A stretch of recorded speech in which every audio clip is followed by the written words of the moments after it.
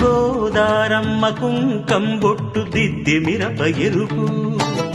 లంకానాథుడింకాగనంటూ పండు కొరుకు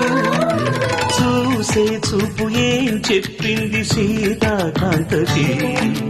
సందేహాల మబ్బే పట్టె చూసే కంటికి లోకం